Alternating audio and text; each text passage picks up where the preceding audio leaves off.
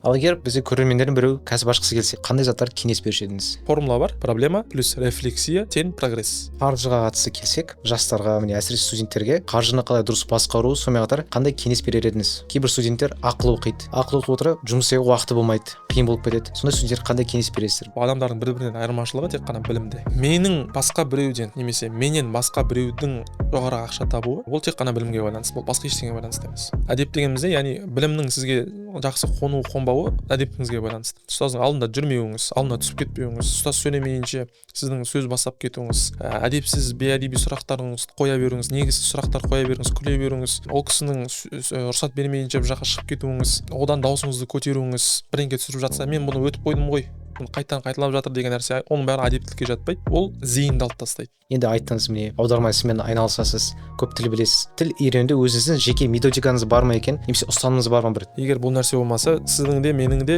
көптеген аға бауырларымыздың ойына қол жұмсау суицид деген нәрсе келеді. Қатты бір тақырыптан екінші тақырыпқа секіріп кетіп жатырмыз. Яғни ойлардың шайқасы дегеніміз де соғыстан ғой, кітабымыздың аты болуда.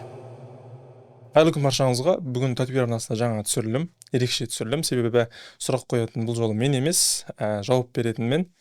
Сұрақ қоятын бізде Әкежан есімді шәкіртіміз, Нұр Мүбарак университетінің студенті. Барынша пайдалы болуға тырысамыз. Бисмилlah. Аузу биллахи минаш шайтанир раджим. Бисмиллахир рахманир рахим. Алхамдулиллахи раббил аламин ва акибатул муттақин. Вассалату вассаламу аля Мухаммадин as-sadiqil amin. Rabbi shrah li sadri wa yassir li amri wahlul 'uqdatam min lisani. Amma ba'd. Assalamu алейкум ва рахматуллахи ва баракатух. Алейкум ассалам. Қалайсыздар, амансыздар ма? Шүкір аман есен. Өзіңіз Көрген қалайсыздар? бақытымын, альхамдулилля, бізде бәрі жақсы. Сол, менде өте көп сұрақтар жинап қойған еді, сізге қойым деген. Біршама болды, жолықпай жүргенімізге. Иә, сол көріп жүрміз, кәсіп жүргіздіңіз. Әлбетте сол кәсіпке қатысты сұрақтар қойым деген едім. Біріншіден кәсіпкер және Татвир туралы сұрақтар қоя кетсем, біріншісі алдымен Татвир туралы айтып өтсеңіз, бұл жобаның пайда болуына не себеп болды, сонымен қатар неліктен дәл Татвир деп аты қойдыңыз? Жақсы. Татвир деген сөз, енді сіздер бірнеше тіл білесіздер, кішігірім полиглотсыздар. Татвир сөзі араб тілінен шыққан сөз. Татвир татау орал сөзі.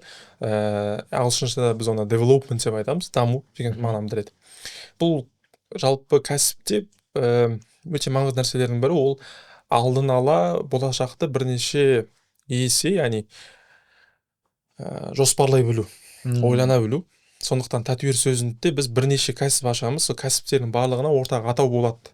Келеді, сай келеді деп, яғни даму сөзі көп нәрсеге келе береді. Сондықтан сол атауды қойған болатынбыз. Және де кәсіпте тағы да бір көп кәсіпкерлер маңызға бере бермейтін нәрсесі, ол атауды былай көп мән бермейді. Жазуына, логотипіне, эмблемасына, жалпы естілуіне біз соған өте көп уақыт құртқанбыз. Өйткені бұл нәрсенің ұлы ертең тарихта бетінде тайға таңба басқандай жазылатын, сондай бір қалған қаладық. Сондықтан Татвирді солай қойдық. Машалла. Ал именно осы тілге қатысты кәсіптің пайда болуының себебі неде? Неге тілге қатысты ашқыңыз келді? Қазір енді менің жауаптарымның барлығы осы күнге дейін жинаған кәсіпкерлік тұлғалық дамудан жаңағы фильтрдан өткен жауаптарды беретін боламын. Адам кәсіп ашатын кезде өзі қатысы жоқ, өзі түсінбейтін салада ашады көбіне. Мәселен, ешқашан киім сатып көрмеген, бірақ киім сатып бастайды. Сөйтіп бірден жаңағы терминологиямыз бар, кассовый разрыв деген, сол нәрсеге түседі. Адам түсінбейді, компьютерный клуб ашады, адам түсінбейді, логистикаға кетіп қалады, адам түсінбейді, бір бизнес бастап кетеді. Енді әркім өзінің бизнес бастаған кезде бойында бар қабілеттерге қарау керек. Сол қабілеттерді мен қалай монетизация деген нәрсе бар, терминология, ақшаға айналдыра аламын. Менің бойымда бар сол күнге қасиет, қабілет, айрықша көрініп тұрған ол ақша табуда тіл білу еді. Тіл білуді мен қалай ақшаға айналдыра аламын. Оған дейін мен 5 жыл бойы кішігірім жеке сабақтар беріп келдім. Енді ол нәрсе бізді үлкен бір нәрсеге бастама болатынын сездім, алдын ала жоспарладым, сөйтіп осындай бір тіл орталығын ашқан болатынбыз Түркістан қаласынан. Татвир деген теңдесі жоқ деп жанына қосып қойын. Машалла, керемет. Ал егер тілдер саласынан бөлек болса, қандай бір кәсіп ашушы едіңіз? Қандай бір кәсіпке қатысушы едіңіз? Қазір енді салаларда өзі кәсіпте бір әртүрлі бағыттар бар да. Оған біз анализ жасаған кезде қай сала өшпейді, қай сала әртүрлі факторлардың, сыртқы ішкі факторлардың әсерінен тез өшіп қалмайды, соған мән береміз. Және де қай саладан сен маржасы көп болады, яғни табысы, таза пайдасы көп болады, сол салаларды кіруге тырысамыз. Өйткені кәсіп жасағаннан кейін мен аз табыс беретін нәрсе жасағым келмейді. Өйткені ол менің бүкіл энергиямды, бүкіл уақытымды алып жатыр. Пайда бермейтін болса, мен оны кәсіп ашып жүрмін, кәсіп аштым дегенге келтіргім келмейді. Сондықтан басқа саланы ашатын болсам, өлмейтін кәсіп деген түрлері бар. Ол мәселен шикізат. Қазба байлықтар, аласың, өңдейсің, сатасың деген сияқты логистикамен. Екіншісі ол киім-кешек, өйткені бұл жұтыны шыққан киім-кешек міндетті түрде тозады, адамға міндетті түрде сыртқы бейнеге қатты мән береді. Әлбетте. Сондықтан киімді ауыстырған адам киім сатып алады, ол нәрсе өлмейді. Екіншісі ол азық-түлік. Қазіргі соңғы кезде де көп айтамыз, бірақ ол бұрыннан бар нәрсе. Табиғи затқа қатты қызығады адамдар. Барлығы натуральный болған қалайды, сондықтан жеміс-жидек, мал шаруашылығы барлығы өлмейтін салалар. Енді осы салаларды қазір біз тілден ашпайтын болсақ, тілге қатысты бизнес ашпайтын болсақ, осы салаларда көретін бедік деп қоям. Бірден ашып кетуге де жүрексінеміз, кішкене зерттеп алу керек. Сондықтан қазір сол салаларды зерттеп жүрміз. Машалла. Ал өзіңізде болашақта пландар бар ма? Тілден басқа бір осы кәсіп ашуға? Жаңа айтқанымдай, сол салаларда ашам ба деп жүрмін. Енді жоспарды айтқан жөн емес. Жоспарда біреуге жаңағы мотивация болатын шығар. Біреуге жол бастар, біреудің жыртығына жаман болар деп кішкене айтып жүру шет жағасын, ол кез келген жоспар, кез келген мақсат жанында өзінің қызғаныш білдіретін адам жүреді да. Сондықтан өмірден басымызға тигенін айтайын, ешкімге ештеңе айтпай қойған дұрыс. В процессе де айтпай қойған дұрыс. Соңында нәтиже шығады, сол кезде айтасыз. Оны қазір түсіндік өзіміз. Түсіндім, жақсы. Жалпы кәсіпкерлік, осы жұмыс өміріңізді қалай өзгертті, қалай не әсер етті? Кәсіп жүргізу сіз үшін ең үлкен қиындықтары мен ерекшеліктері қандай болды, неде болды? Енді біздің ағаларымыз, кәсіптегі наставниктарымыз өзі айтатын үнемі ол нәрсені, оны біз де ұғып жатырмыз. Кәсіпкерлік ол ақылдың ісі емес. Қалай айтсақ болады? Мәселен, осы төңіректегі өте көп дүкендер негізі ішкі кухнясына кіріп қарасаң пайда бермейді.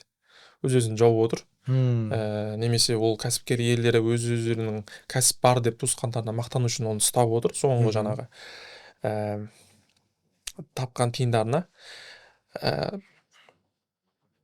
Кәсіпкерлік ол Аллахтың сәттілігімен ашылатын нәрсе. Өзіңнің сол сәттілікті ғана күтіп отпайсың, тәуекел жасап, өзіңнің еңбек етуің арқылы ол кәсіп жүріп кетеді. Яғни сен анализ жасайсың, одан кейін Аллахқа сенесің, солай жасалатын нәрсе. Ал ақылды болып жасалатын болса, мына кәсіптердің бәрі жабылып қалу керек еді. Және өйткені жаңа айтқанымдай, көбісі негізі табыста емес. Көбісі табыста емес. Машалла, түсіндім. Сондықтан солай. Бірақ көбісі табыста емес деген сіз не айтқыңыз келді? Өз-өздерін нөлге жауып отқан болуы мүмкін, немесе минусқа кетіп жатқан болуы мүмкін. Табыстыққа, яғни оларды қазір көрсетпеуі мүмкін, бірақ мен өте көп анализ жасаймын. Өте көп адамдармен ақылдасамыз. Сол кезде ішкі жаңағы юнит экономикасын, ақшалай кіріс шығыстарын есептегенде сондай болып жатады. Машалла, түсіндім. Ал егер бізде көрермендердің біреу кәсіп ашқысы келсе, немесе студенттердің біреу кәсіп ашқысы келсе, сіз қандай заттар кеңес беруші едіңіз? Не істеуге, мүмкін бір ілім алу керек па, мүмкін бір жерде жұмыс істеу керек па, кәсіп ашпас бұрын? Мен кәсіп ашқан кезде адамдар ойлап қалды, жеке мен бірден аша салды деп. Мен кәсіп ашамын, осындай бір жоспарларым бар деп ешкімге айтпағам. Мен ол нәрсеге 11-ші сыныптан бастап, яғни университетке түскеннен кейін университетті жалғастырдық. Түркияда 5-6-4 жыл бойы дайындалған нәрсем. Өте көп ақпарат оқыдық. Былай айтайықшы, түсінікті ол үшін. Жұмыс іздеме дейді, бастық ізде дейді. Адам жұмыс істемейді, бірінші өте мықты бастық іздеу керек.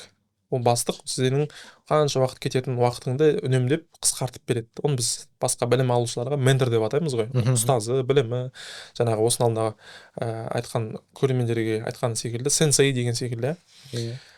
Сол нәрсеге мән беру керек. Кәсіпке ашудан жаңағы әртүрлі жаңағы пікірлер бар. Кәсіп ашып алып құлап тұрып үйренсең болады практикамен, немесе кәсіпті әлі ашпай опыт жинап, одан кейін жетерліктей бірақ ешқашан жетерлік болмайды. Минимализация, яғни жаңағы құлдырауға алдын алу үшін сенің расходың, сенің жаңағы құлауың немесе минусқа кетуің аздау болу үшін білім алып барып ашқан жақсырақ болады. Сол менің жағдайымда солай болды.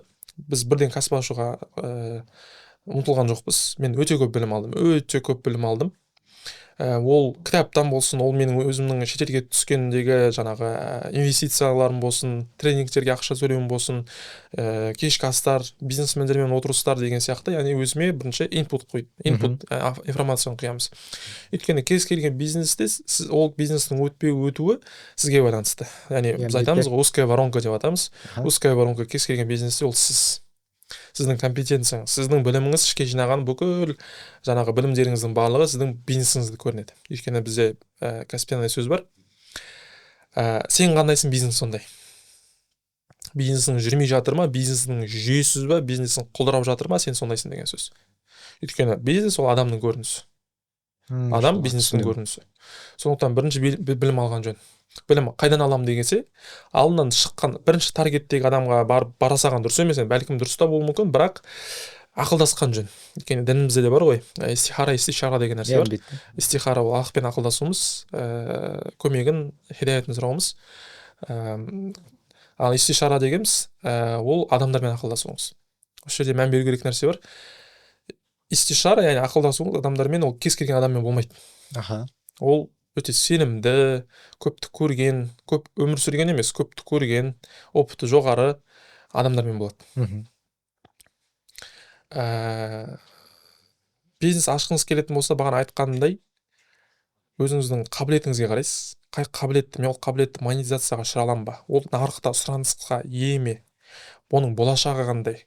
Қазіргі проблема болып жатқан жасанды интеллект оның орнын басып кете ала ма? То есть риск менеджмент деген нәрсені есептеу керек та. Ал сіз жасанды интеллектті өз кәсібіңізде қолданып көрдіңіз бе? Жасанды интеллектті кішігірім ғана шет жағаларын жаңағы дизайнға байланысты, маркетингқа байланысты тұстарын қолданып жатырмыз, бірақ толықтай жоқ, енгізген жоқпыз. Ондай қажеттілік әлі болып жатқан жоқ дейінші. Бірақ енгізу мақсатыңызда бар ма? Бар. Өйткені нарықта міндетті түрде нарыққа қарай бейімделу керек. Яғни flexibility деп атаймыз ағылшында біз оны. Всегда адам қай жаққа бейімделу, яғни заман өзгереді, соған қарай бейімделесің. Шарттарға қарай бейімделесің. Бейімделмейтін кездер болды, жаңағы өзінің табандылығын ұстап қап, жоқ, ол менікі дұрыс деген сияқты. Жоқ, бұл жерде жаңағы жасанды интеллект ол міндетті түрде дамиды. Ол өте үлкен өзгеріс алып келеді. Кез келген бизнеске оны қоспаған адам артта қалады. Оны қосқан адам алда жүреді деген секілді. Енді біз оны қазір толықтай енгізген жоқпыз, бірақ масштабқа қарай бұйырса көре жатамыз. Жақсы. Кейбір адамдар бизнесті тәуекелмен ашады. Ай, тәуекел деп. Сіз оған қалай қарайсыз? Сізде өзіңізде жалпы бір қорқыныш болды ма кәсіп ашар алдында? Негізі қорқыныш болды десем өтірік айтқан боламын. Аллахтың берген сенімділігі, енді ол 100%. Өйткені мен өзіме демейін, Аллахтың берген біліміммен бұл нәрсені бекерден бекер беріп жатқан жоқ қой. Қорықсақ, ол Аллахқа мін келтіргеніміз, қорықсақ, ол күмәнданғанымыз деп іштей өзіме аффирмация жасаймыз кішігірім. Сөйтіп аштық.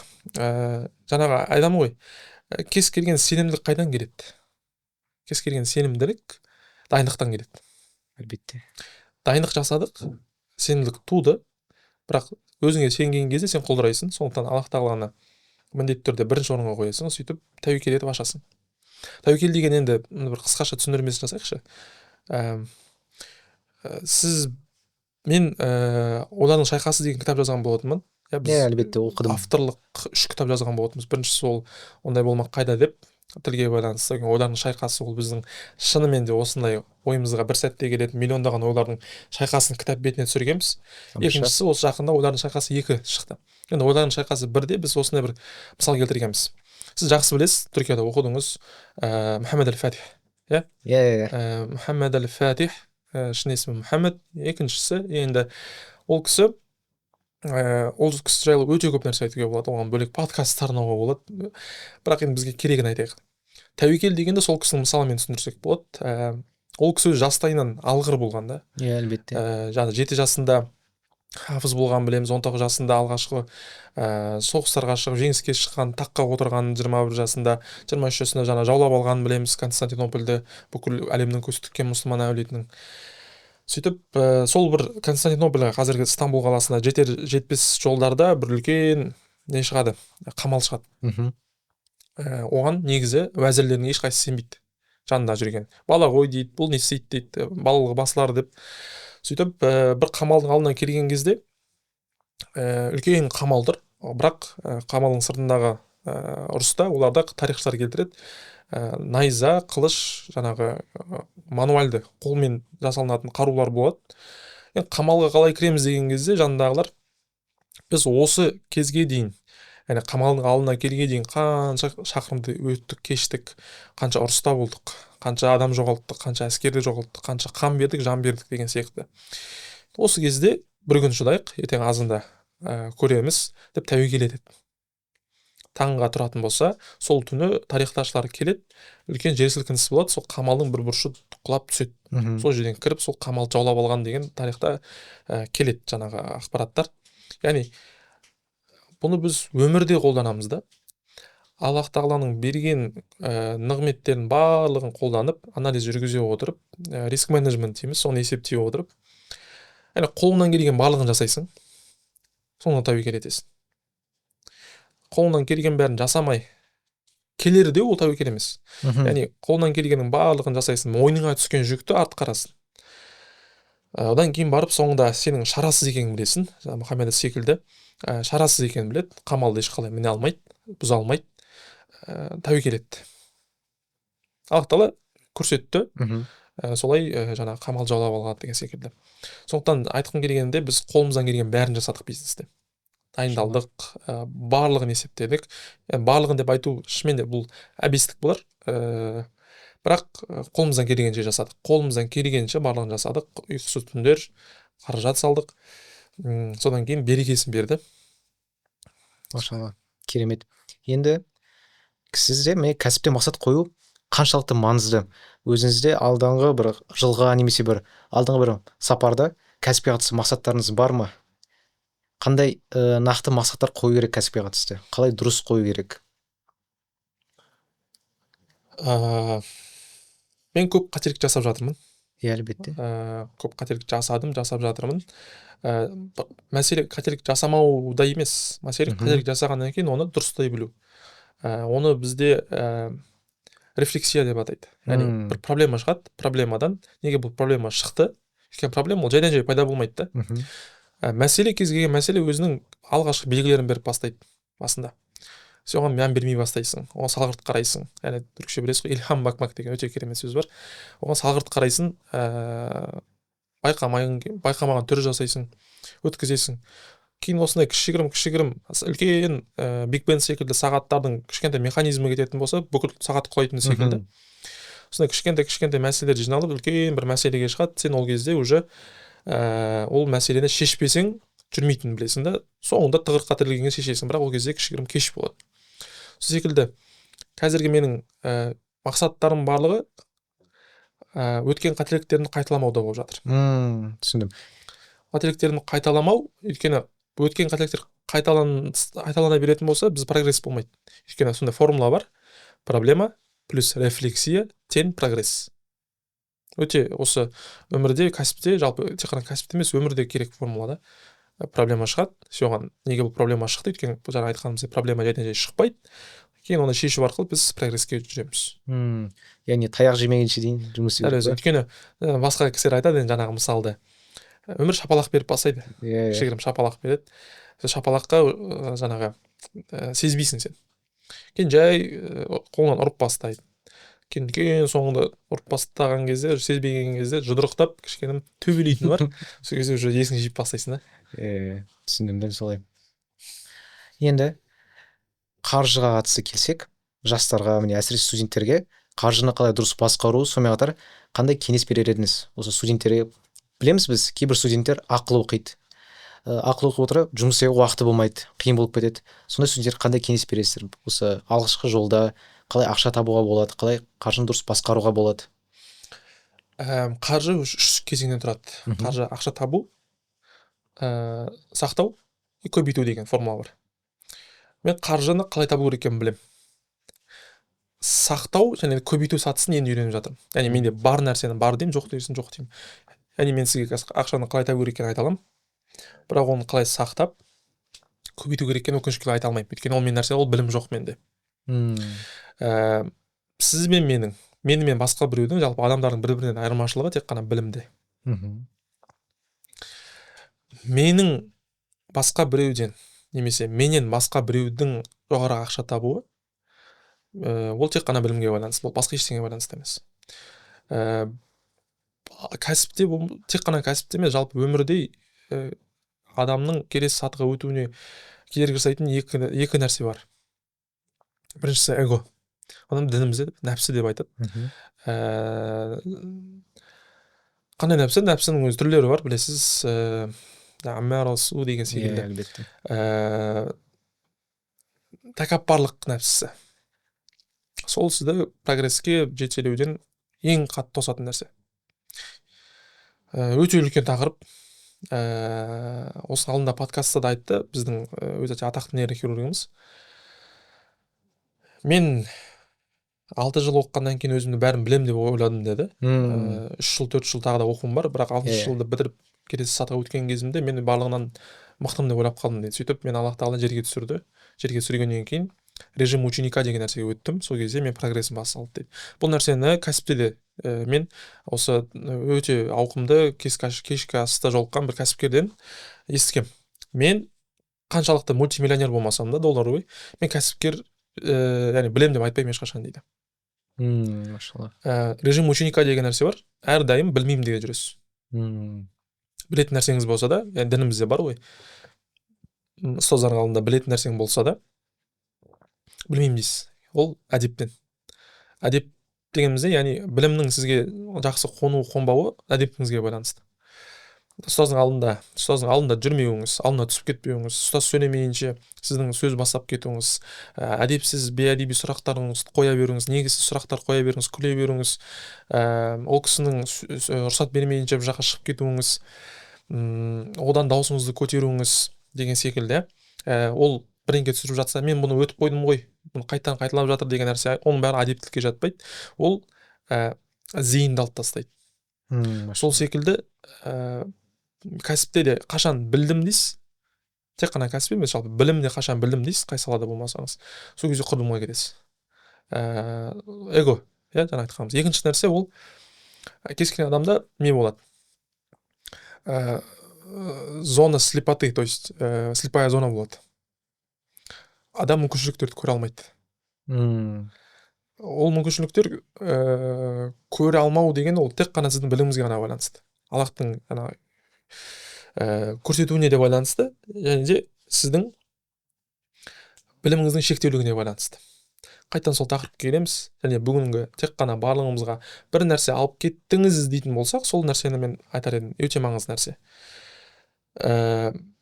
Білім алмайсыз ба, өспейсіз.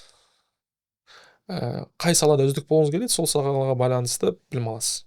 Түсінемін, машалла. Менің 10 миллион таба алмауым, мысалы бір айда, немесе жарты жылда, немесе 100 миллионға шыға алмауым, ол мені көре алмау, яғни зона слепотымның, мысалы бізде не болады, мысалы берейікші, үлкен грузовик бар, грузовиктің алдында, үлкен терезенің алдында, жаңағы лобовой стеклосы алдында балалар өтетін болса көре алмайды ол жерді. Сол секілді біздің көзіміздің алдымызда осындай бір кішігірім не бар да, біз ана жақты көре алмаймыз. Осы нәрсені призманы арттыру керек, ашу керек.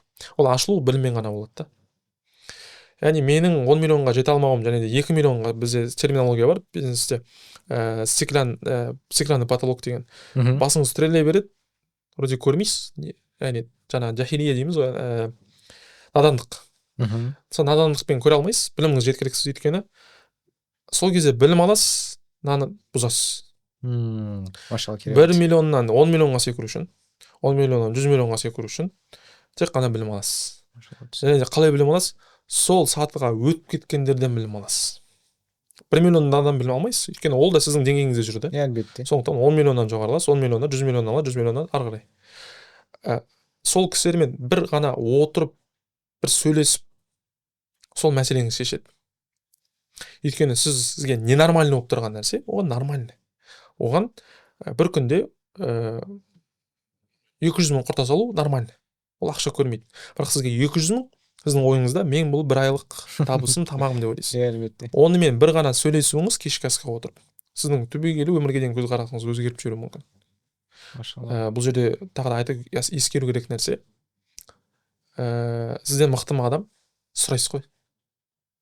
Понял. Барып сұраңыз. Неге сенде болып жатыр, менде болмай жатыр? Жауап бермеу мүмкін, тәкаппарлық таныту мүмкін, арбаш уақытым жоқ деу мүмкін. Сынып қаласыз ба, сынасыз.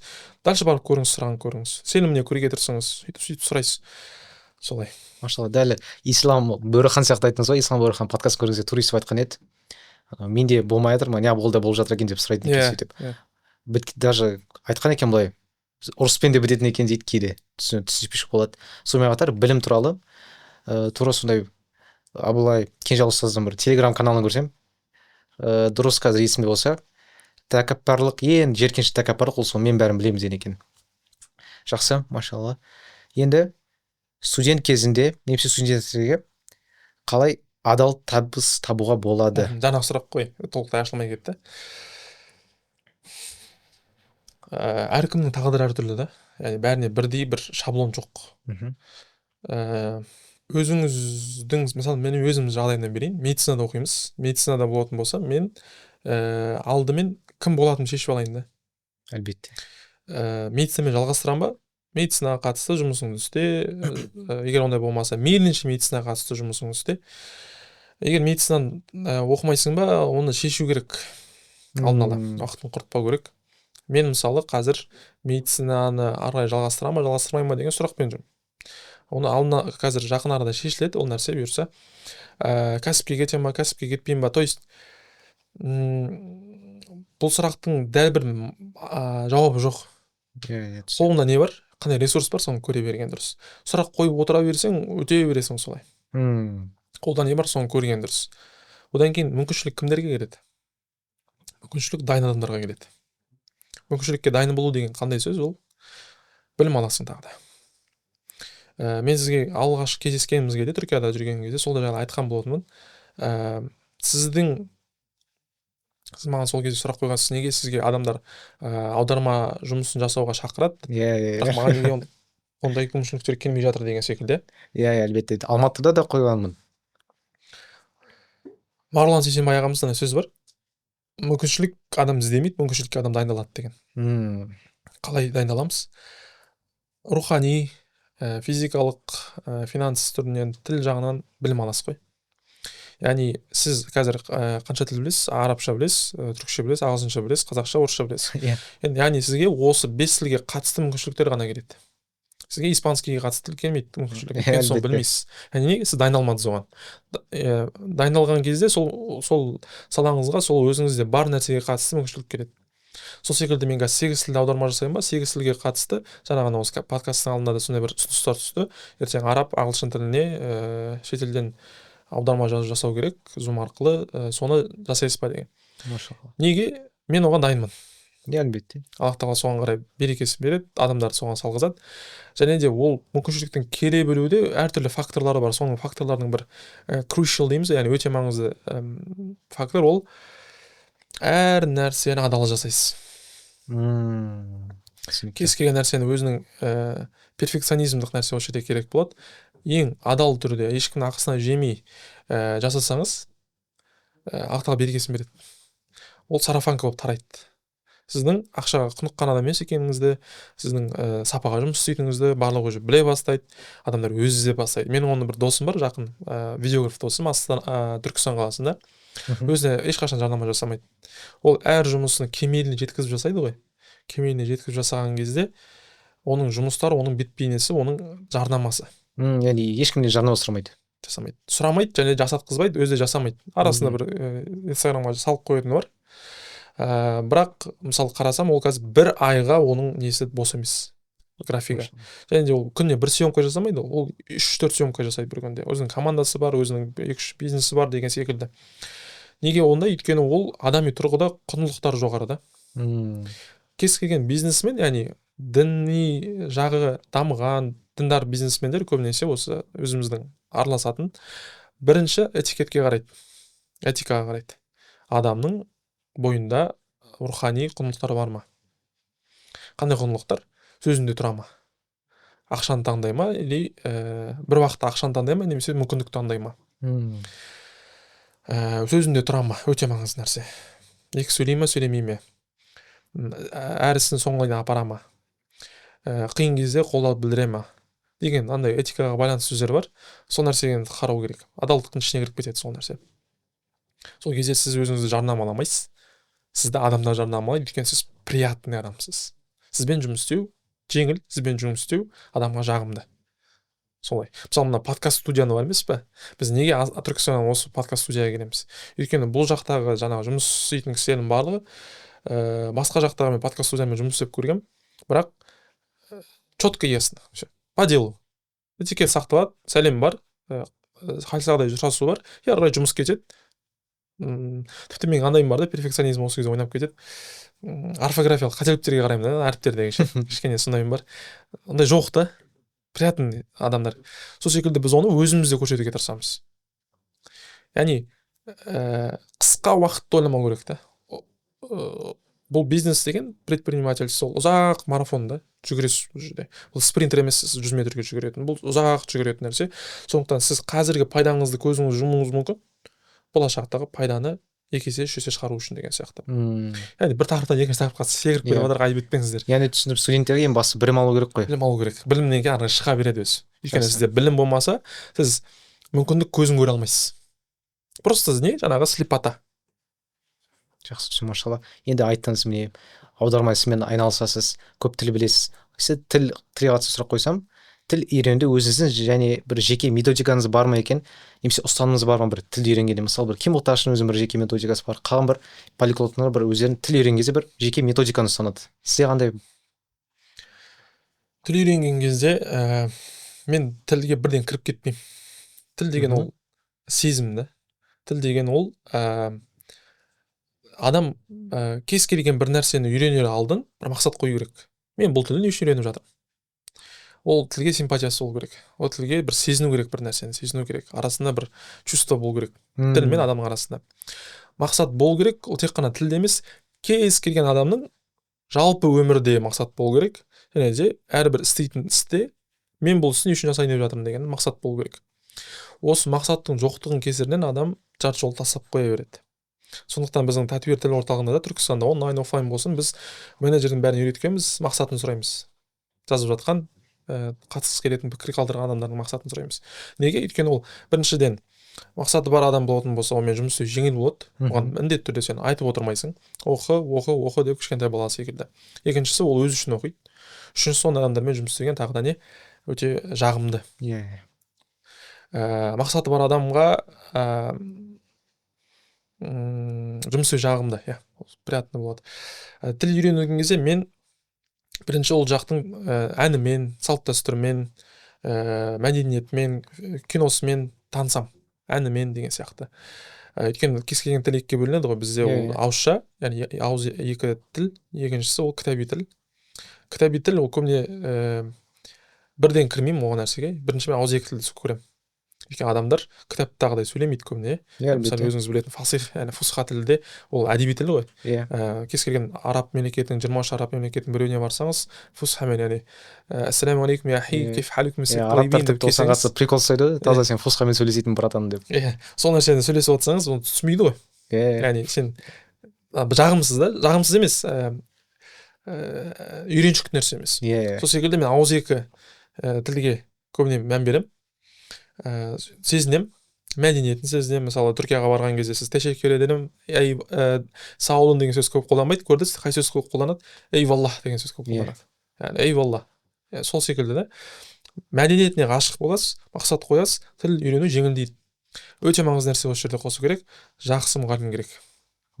Біз орталықтағы мұғалімдердің барлығын жеке өзім интервьюдан өткіземін. Ол өте үлкен саты, өйткені ол мұғалімдер бизнесте мына нәрсе бар да, клиент, собственник, және де сотрудник деген нәрсе бар. Осындай бір үшбұрыш бар. Клиент, собственник, Менің сотрудник. атқаруым, менің жасауым керек нәрсе, мен клиенттеріме қарамаймын. Мен бірінші сотрудниктерім жағдайын жасаймын. Олар бақытты қыламын оларды. Олардың жағдайын жасаймын, олардың көңіл Иншалла. күйлерінің мықты болғанын қалаймын. Сотрудниктер бақытты болған кезде олар клиенттерді бақытты қылады. Көңілдері жабырқақ емес, жаңағы қалаған кезде қаланы істейді. Машалла. Клиенттер бақытты болған кезде кім бақытты, мен бақыттымын. То есть осы үш бұрышты бұзып алмау керек, шатастыра алмау керек оған. Сол секілді мен біз дейік орталықтағы бірінші мұғалімдерге қараймыз. Неге бізге Түркістанда ең қымбат, нарықтағы ең қымбат орталық болса да бағалары, иә, 2 есе қымбат жалпылама басқа тіл орталықтарынан, бірақ бізге адамдар келеді. Және кеткісі келмейді. Жеке алғысы келеді. Жеке ол басқа орталықтарда 5 есе қымбатты бізде мысалы. Бірақ соны оқысы келеді. Өйткені біз ол жерде тек қана адамға тіл үйретпейміз да. Тіл үйреткеннен бөлек біз ол рухани, тұлғалық дамуына көмектесеміз. Қазір мысалы біз бір жоба бастап жатырмыз бұйырса Түркістан қаласында. Ол жобаның мақсаты 2 сатыдан тұрады. Біріншісі ол кәсіпкерлердің ұйымы, екіншісі ол жастардың ұйымы. Кәсіпкерлердің ұйымы ол жерде тек қана кәсіпкерлер болады. Жастардың ұйымы жастар болады, 17 жас пен 30 жас аралығында деп жоспарлап жатырмыз. Бәлкім өзгерер. Неге? Өйткені 17 жасқа дейін адамдардың әке-шешесі оған ақшаны құйды. Одан кейін 17 жастан кейін 22 жасқа шамамен орталама оған университет ақшаны құяды, мемлекет ақша құяды. Одан кейін ол бала университет табалдырығында өздерінің не істеп жүргенін, не істегісі келетінін таппай жүреді, теңселіп барып. Сондай жастарға өзі потенциалы мықты, балғаймақ студенттер болады. Өзінің ортасында өзі кішкене өзінің ыңғайсыз сезінеді, бірдеңе жасағысы келсе оны көзін көрмейді, бірден ақыл сұрайын десе кімнен сұрарын білмейді. Сондайларға біз бұйырса көмек бергіміз келеді. Машалла. Өйткені бізде сондай көмек беретін адам болмады да. Қаржылай, рухани, және де бұл жастардың сатысы кәсіпкерлердің сатысына егер өткісі келетін болса, алдыңғы дайындықта.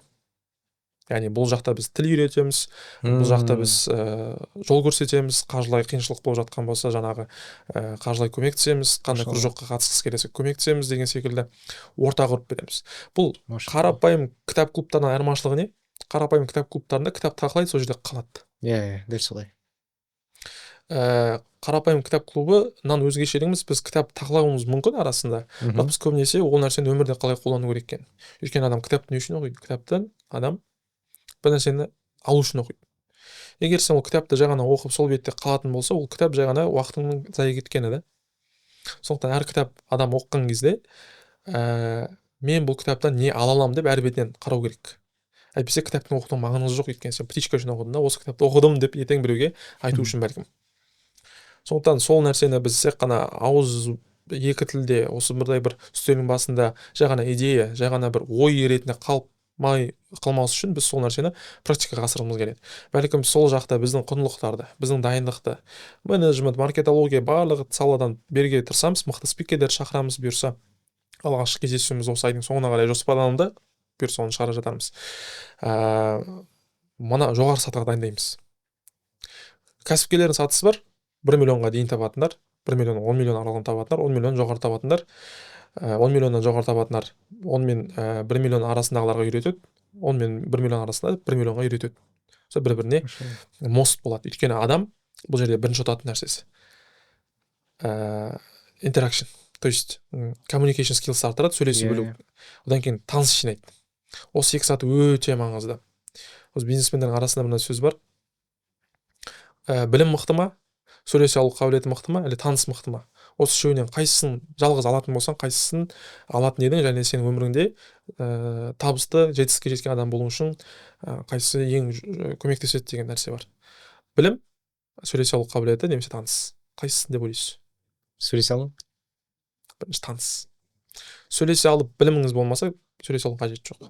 Біліміңіз болып сөйлесе алсаңыз қажет жоқ. Бірақ таныс болса, мына екеуін де береді сізге. Егер сіз білім алуға компетентный, ашық, open mind адам болсаңыз. Түсіндім. Сондықтан бұл ұйымның тағы да бір нәрсе саты.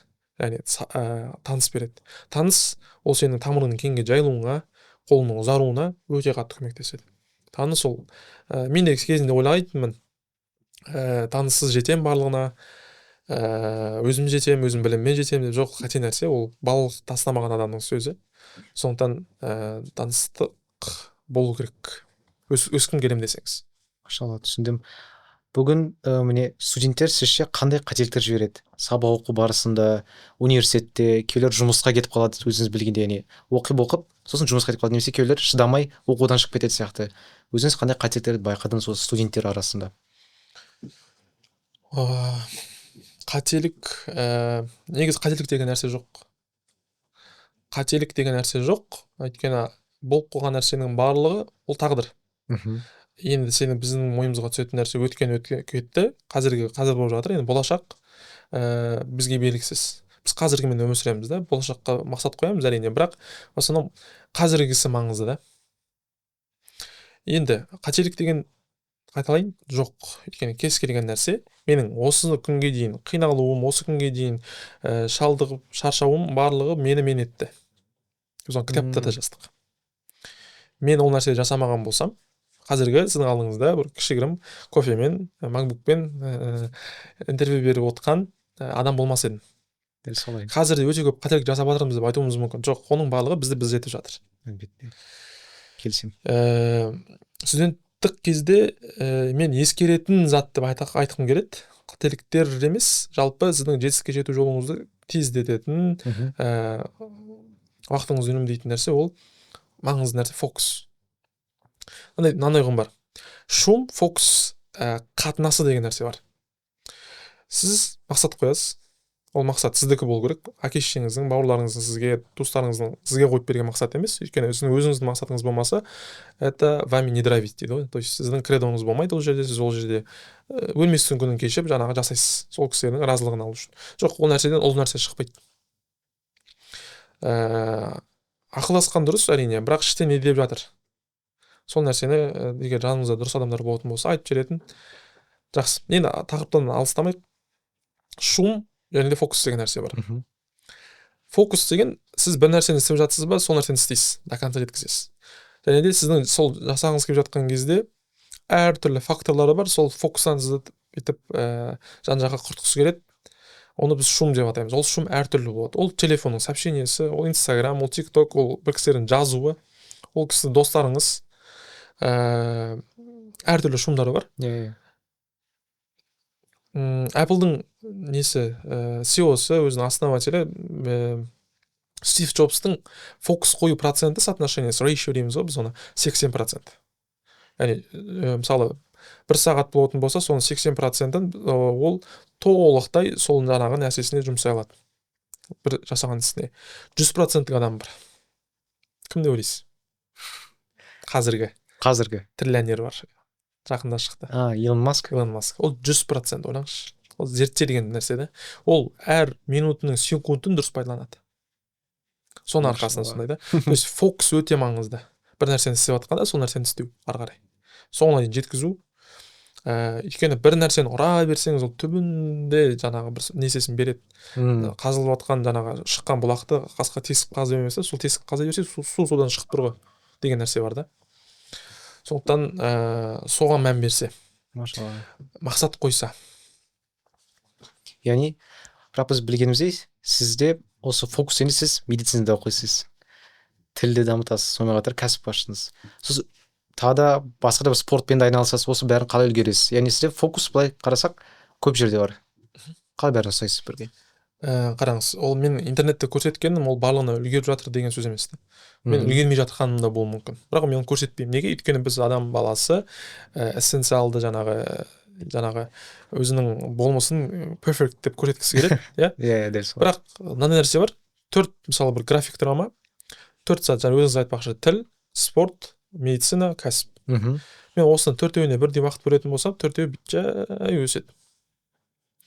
Мына үшеуін алып тастап біреуін істесем, бұл өте тез не береді? Атады. Тез атады. Медицинада мен қазір таңдау шығып жатыр. Ол жағы ол жеке мәселем. Медицина таңдаймын ба, кәсіп таңдаймын ба? Спорт ол жай ғана второстепенный нәрсе, өйткені кез келген адам кәсіпте түптің-түбінде соңында келіп спортпен айналыса бастайды, өйткені кортизолды түсіру керек. Және де адал, харам емес, адал нәрсе, ең қолайлы жол ол спорт, кортизол түсірудің. Тіл ол ешқандай маған не істемейді, зардабын бермейді, тек қана менің ағылшын тілінде бір сөз бар, керемет, армаментариум деген сөз бар, то есть арсенал, артымыздағы әртүрлі менің жинаған қару жарақтарым, соның ішінде тіл ол маған керек кезінде көмектеседі. Және де медицинада да кәсіпте де үздік болу жолында ол маған тек қана 2х 3х скорость беріп отырады. Енді маған қазір таңдау керек, қайда кетем болды, ары қарай фокус соған қоямын. Мен челлендж жақсы көремін, яғни қиыншылық жақсы көремін. Иә. Қиыншылық жақсы көремін деген кезде әрдайым Аллах тағала маған одан да қиын сынақтар береді, бірақ маған түбінде сол бір аят қана көңілімізді жұбатып, негізі мынандай сөз бар ғой, таңғалдыратын нәрсе, дінсіздер қалай жүр деген. Дінсіздерде соңында түбінде сенетін нәрсесі жоқ та. Just hit the bottom of the deep деген сияқты. То есть соңғы жартасты барып ұрады да. Таусылдым деген кезде не істейді? Біз таусылдым деген кезде Аллах тағаланың мейірімін сезінеміз ғой. Сендерден көтере алмайтын жүктерден артық жүк бермейміз деген нәрсе біз жұбатады. Кәфим абда деген аят жұбатады. Сендерге Аллах тағала жеткілікті емес пе? Аллах тағала еске алумен жүректерің тынышталмай ма, иә? Деген сияқты. Сол нәрселер бізді жұбатады ғой. Егер бұл нәрсе болмаса, сіздің де менің де көптеген аға бауырларымыздың ойына қол жұмсау суицид деген нәрсе келеді. Ол шын нәрсе. Өкінішке орай тіпті Нұрбараққа да келіп жатады. Ол көп ол нәрсе. Енді біздің дініміздің бір нығметтерінің бірі сол да, уәде етілген нәрсе. Ол қатты көмектеседі. Және де кез келген жүк ол сені тек қана мықты ету үшін ғана беріліп жатқанын түсіну керек. Өйткені сен қиыншылық көрмесең, сен бір орында тұрсың. Ойлаңызшы, тұрсыз, жай ғана сен тиіспесең, мен тиіспедім, тұрмын бір орында. Қиыншылық келеді, сіз оны шешесіз, сіз уже бір мүмкіндік көресіз. Сіз оған уже негізі резистенттігіңіз бар, былай қарасаңыз, яғни сізге уже қатты ауырлық тимейді. Сол бір деңгейде бір қиыншылық келетін болса, оны уже былай көшен тілмен айтқанда чухот етпейсіз ғой уже. Иә? Сол нәрсе сияқты. Яғни қаншалық деңгейде қиыншылық көре бересіз, Аллах тағала соншалықты мықты қыла береді. Жақсы. Сіз міне айттыңыз, сол қиыншылықты жақсы көресіз. Егер бізге осы мотивация болсын деп, немесе көрермендер мотивация болсын деп, бір өміріңіздегі бір қиыншылықтан өткен бір тәжірибе туралы айтып кете аласыз ба? Негізі күндік графигімді айтсам, ол сондай бір фильм түседі. Андай бар ма екен, бір прям андай қиыншылық ше, тупик сияқты бітті.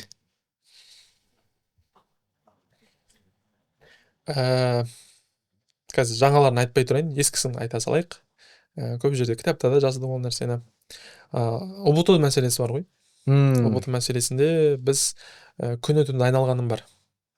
2020 жылғы алғашқы карантин кезінде тапсырған түлектеріміз сол кезде өте көп, бір жыл бойы ешбір жерге бармай дайындалғаным бар. Соңғы қоңырауға да, мектеппен жиналыстарға да. Есімде сол кезде жасаған құрбаншылықтардың барлығы Аллах тағала соның берекесін беріп, осындай халге жеткізіп жатыр. Машалла. Сол кезде құрыдым, біттім деген енді баламыз ғой, қайдан білейік, бұл әшейін бір подготовка ма? Подготовка да емес, бұл ештеңеге емес қой негізі. Енді деген ештеңе емес негізі. Ештеңе емес. Одан кейін өмірді көрші та просто, бірақ оны біз оған түсіндіре алмаймыз, өйткені ол нәрсені олар сезбейінше, өз бойларына өткізбейінше түсінбейді бәрібір. Сондықтан сол кезде жаңа құрыдым, өлдім, біттім деген кезде бір кісі шыққан. Ол кісі сол кезде сіздің дайындалғаныңызды білеміз, Аллах тағала кез келген істің қарынтасын бермей қоймайды. Күтіңіз, сабыр етіңіз деді. Сөйтіп сабыр еттік. Соңында осындай бір Түркістанға өмірімде бармаған жерге оқуға түстім. Содан кейін барып, мысалы қазір менің танылып жатқаным, кішігірім сөйлеп жатқаным, біздің алдыңызда осылай біліммен бөлісіп жатқаным сол Түркістанға барғаннан кейінгі басталған жолда, өйткені сол жақта біз тілі болып оқып бастадық.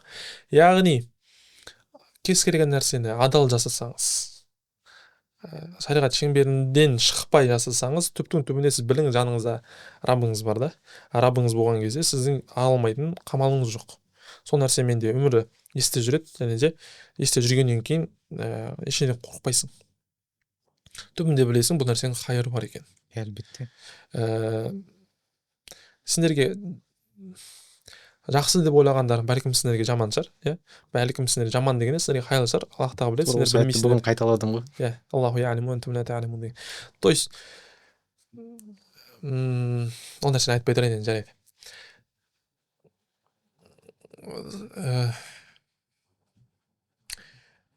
Қиналасыз ба, жақсы адаммен сөйлесіңіз, жалғыз қалмаңыз.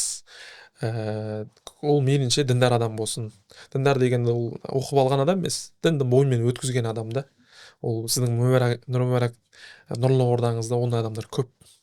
Ол кісілерге қолым Альхамдулилля. жетпей жүр. Альхамдулилля. Ол кісілерге қолым жетпей жүр. Сондай кісілермен сөйлескен кезде кішкене өйткені адам ұмытшақ келеді да. Аллах тағала сөйтіп айтты ғой өзі, сіздерді ұмытшақ қылып жараттық деген секілді. Сол кезде жай ғана өзіңнің білетін сөзіңді қайтып бір қайталау және басқа адамның аузынан шығып ол сенің құлағыңа жету, ол басқаша әсер етеді да. Машалла. Енді Енді қатты бір тақырыптан екінші тақырыпқа секіріп кетіп жатырмыз, иә. Енді одардың шайқасы дегеніміз де сол тұстан ғой, кітабымыздың аты болуда. бірақ жаңа сіз айттыңыз ғой, сізге сол ұбт кезінде жазған деп, сол олар шайқасына бар, қателеспесем бірінші бөлім сол оқығанмын, есіме бар. Енді сіздің ойыңызша адам өзіне дұрыс мақсатты қалай қоя алады, қалай қою керек? Яғни кейде адамдар өз мақсаттарын таба алмай жүреді, мен смысл жизни не вижу деп сөйтіп шайып кетеді.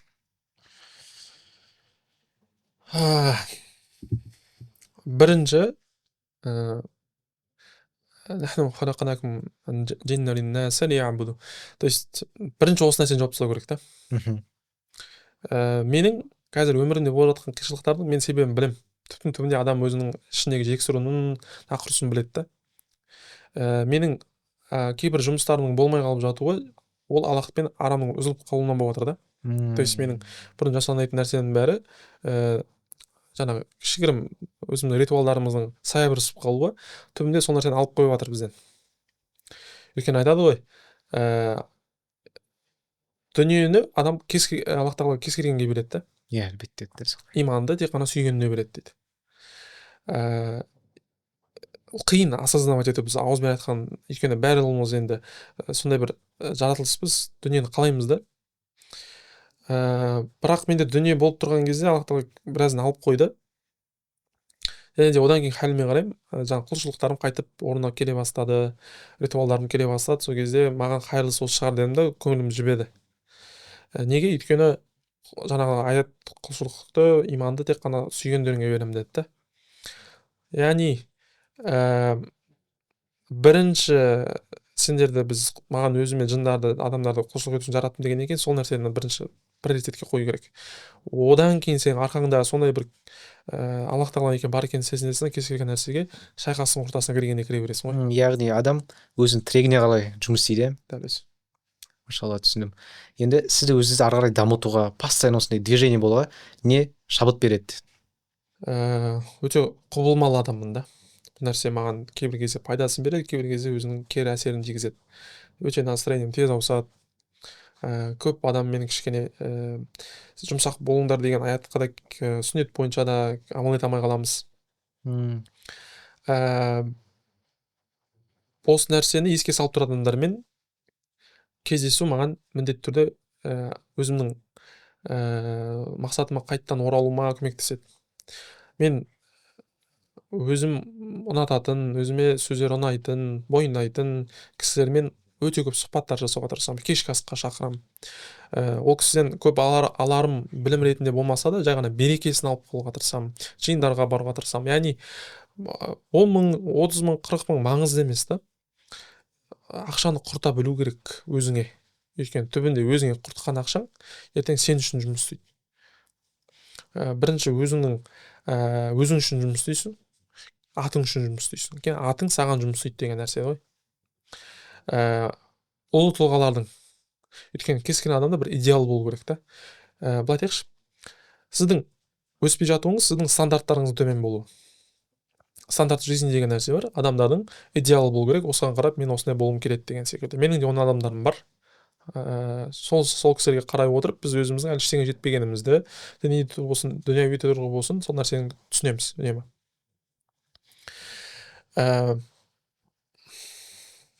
Жиындарға көп барамыз, кітапты көп оқуға тырысамыз, сондай ұлы тұлғалардың. Солай. Енді осы сұрақтардың соңына қарай келсек, сіз топ 5 қандай кітап ұсынушы едіңіз? адам осы керек деп өзіңіз тоқыған. Қараңызшы, мен интернетте көп көріп қаламын да, бір адамдардың бір кітаптарға отзыв беріп жатқан. 10 балдан 9 береді, 10 балдан 8 береді, оқыма дейді, онша емес дейді. Хақың жоқ та ондай нәрсе айтуға. Ол кісі ол нәрсені өзіне өміріне маңызды деп тапты, соны бөлісті. Жеке пікір деуде ол әдепсіздік деп ойлаймын. Сондықтан жалпы ұсынатын ұсынбайтын деген кітаптың ішінде адам не үшін өйтіп ұсынамын деп айтуға болмайды, өйткені адам өзінің көру аймағындағы нәрсені ғана ол кітаптан ала алады. Мәселен, бір кеше бір көріп қалдым, Роберт Кийосакидің кітабын бір кісілер кішкене ұнатпаған екен. Мен ол кітаптан өте көп нәрсе алғам. Ол кітапты біз Шымкент қаласында бір клубта талқылағанбыз өте білімді кісілермен. Және де мен ол кітаптан алған нәрсемді басқа оқырмандан ешбір алмаған екен. Және олардың алғанын мен алмаған екен. То есть адам өзінің сол кітапты оқымастан алдыңғы білімінің нәтижесінден ішіндегі бар нәрсесі мен сырттағы нәрсені сол кітаптан көре алады да. То есть барлық кітапты оқу керек. Сөз бар ғой жаңағы, өміріңде 10 кітапты оқу жеткілікті, бірақ ол 10 кітап табу үшін сен 100 деген кітап оқуың керек деген нәрсе. Барлығы жетістікке жеткен адамның барлығы кітап оқыған, жетістікке жетпеген адамның барлығы кітап оқымаған болуы мүмкін дейді. Жетістікке жеткен адамның барлығы бірақ кітап оқыған дейді. Дисциплинаға байланысты. Дисциплина барлық жетістікке жетпеген адамның барлығы дисциплинированный болмаған мүмкін, бірақ барлық жетістікке жеткен адам дисциплинированный болған деген. То есть айналдырып алып келе бересің да, түбінде кітаптың жаманы жоқ, бастап кете беру керек. Бірақ әрине мынандай бір отыңды жандырып жіберетін, сеніңкі деп табатын кітаптарды тапсаң, ол жай ғана андай да бір нығмет та. Менің ондай маған әсер еткен кітап, ол біріншісі қазір жақында оқыған кітабым, ол «Принципы» деген кітап бар. Рей Далионың кітабы. Ол үлкен андай қалың кітап, өте ауқымды, өте ішіндегі ауыр нәрсе. Оны бірден оқуға кітап сүйер қауым болмаса, бірден оқуға кеңес бермеймін. Бірақ өте қатты әсер етті маған. Одан кейін жаңағы литература, то есть әр кітап оқығаным мені қалыптастырды ғой. То есть бір нәрседен ала алмағанды екінші нәрседен алған едім мен. Басқа кітаптарымыз бар. Мен аналитикалық ой жүйесі да менде кез келген нәрсеге анализ ретінде қараймын. Оны маған қалыптастырған основном детективті кітаптар. Мен детектив өте көп оқитын едім. Ең алғашқы 7-ші сыныпта өзімнің ақшамды жинап сатып алған кітабымда есімде бәріңізге белгілі Шерлок Холмстың кітабы еді. Сол кезде детективқа махаббатым ашылған. Кітап әлемін сол детективпен ашқам, сөйтіп қазіргі ойлау жүйемде мен кез келген нәрсеге мүмкіндік ретінде анализ жасап қарауым содан қалыптасқан шығар. Медицинаға қатысты, медициналық литератураға қатысты кітаптардың барлығы мені мен етті. Сондықтан жалпы қазір ойыма бір дәлме-дәл келмей тұрғаны, бірақ ролик Кастералей, то есть не бар кітап, атын толықтай нақты айта алмай жатырмын, бірақ сол бір тәріздегі кітап, ол да өте керемет, көзіңді ашатын кітаптардың бірі.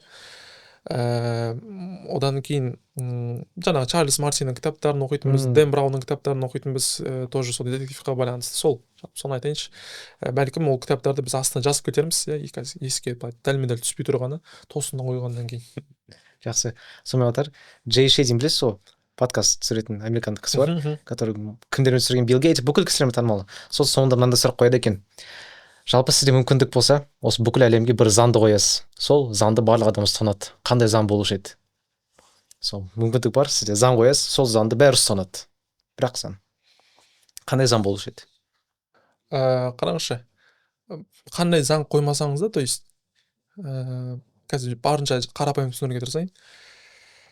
Адал десең, өтірік айтпау десең, барлығы жомарт болсын десең, немесе барлығы бір-біріне мейірімді болсын десең, ол нәрсе өмірдің мәнін жоғалтады. Неге? Өйткені өмір деген ол міндетті түрде сай мен қыр болу керек. Сай мен қыр болған кезде ғана өмірдің дәмі бар. Дәмі келеді сол кезде. Өйткені сен дәмді нәрсені жей берсең, дәмнің дәмді екенін ұмытып кетесің. Арасында қышқыл, тұзды нәрсе жеп тұрған кезде дәмді қайтып ерекше бір өз болмысымен ашасың. Сол секілді бұл сұраққа жауап бермесем бола ма? Жарайды. Өзіңізге осылай ыңғайлы болады. Тағы да басқа қандай сұрақтарыңыз бар? Осымен бітті менің сұрақтарым. Керемет. Жақсы. Рахмет үлкен сұрақтарыңызға. Барынша пайдалы болуға тырыстық. Негізі бөлісетін нәрсе көп. бұйырса жаңағы жобаларымыз іске асып жатса, оффлайн түрде, онлайн түрде Ақ Тағаладан көмек сұраймыз. Пайдасы тиетіндей бір подкаст түсіруге тырыстық жоба. Егер подкасттан бір түйгендеріңіз, инсайттарыңыз болса, астына тізіп кетіңіздер. Тіл орталықтарымызға кішігірім бір жеңілдіктер ұсынып қалармыз. Таңдауларды, үздіктер таңдай отырып, как раз біздің Әкежанның да өзінің тіл орталығы кішігірім курстары бар. Сізде бір жеңілдіктеріңіз беріп қаларсыз. Иншалла, Ұнаса қолдап кетіңіздер, өйткені біз қолдау арқылы ғана бұл нәрсені пайдалы, не пайдасыз болып жатқанын білеміз. Рахмет.